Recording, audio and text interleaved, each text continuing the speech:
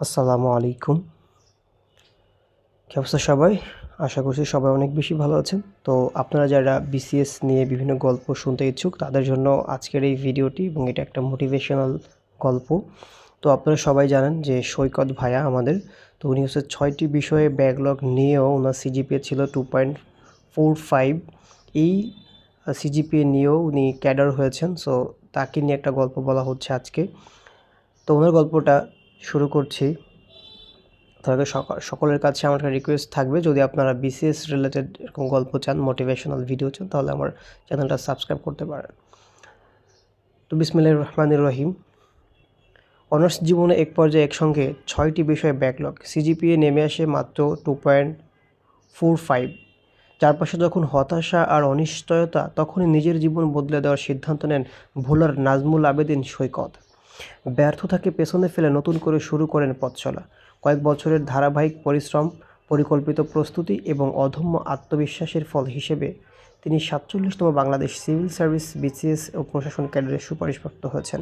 আলহামদুলিল্লাহ, আলহামদুলিল্লাহ, আলহামদুলিল্লাহ। এই কথাটা যারা জীবনের সাথে জড়িয়ে নিতে চান, তার গল্পটি আরও সামনে যেগুলো আছে সেগুলো শুনেন। ভোলা সদর উপজেলায় পশ্চিম উকিলপাড়ার বাসিন্দা সৈকতের বাবা আলহাজ ডক্টর মোহাম্মদ নাসির উদ্দিন একজন চিকিৎসক এবং মা নার্গিস বেগম গৃহিণী। ছোটবেলা থেকেই পড়াশোনার পাশাপাশি খেলাধুলায়ও আগ্রহী ছিলেন তিনি। আদর্শ একাডেমি জীবনে শিক্ষা জীবনে শুরু করার পরে ভোলা সরকারি উচ্চ বিদ্যালয়ে পড়াশোনা করেন। এরপর ঢাকা রেসিডেন্সিয়াল মডেল কলেজ থেকে এসএসসি ও এইচএসসি দুই পরীক্ষাতেই জিপিএ 5 অর্জন করেন।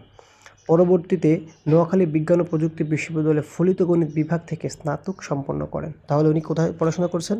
নোয়াখালী বিজ্ঞান ও প্রযুক্তি বিশ্ববিদ্যালয় থেকে।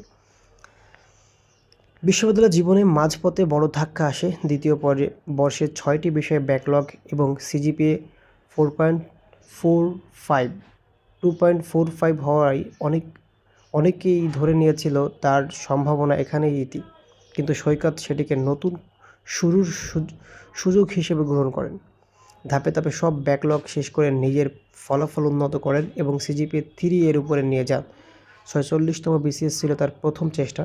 পর্যাপ্ত প্রস্তুতির অভাবে প্রিলিমিনারি পরীক্ষায় উত্তীর্ণ হতে না পারলেও তিনি থেমে থাকেননি।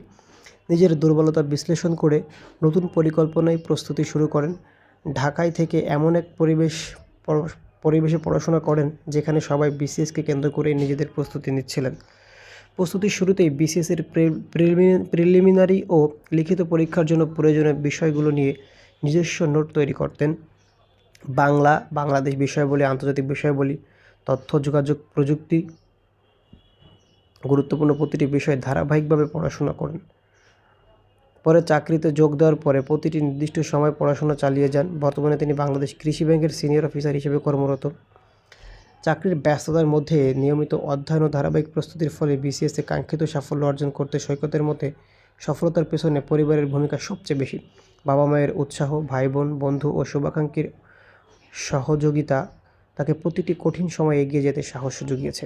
ভবিষ্যতে একজন সৎ, দক্ষ ও জনবান্ধব প্রশাসনিক কর্মকর্তা হিসেবে দেশের মানুষের সেবা করাই তার লক্ষ্য। একই সঙ্গে বিসিএস প্রত্যাশীদের জন্য তার বার্তা, সাময়িক ব্যর্থতা কখনো জীবনের শেষ নয়। সঠিক পরিকল্পনা ও নিয়মিত অধ্যবসায় এবং নিজের উপর বিশ্বাস থাকলে যে কোনো প্রতিকূলতা জয় করা সম্ভব।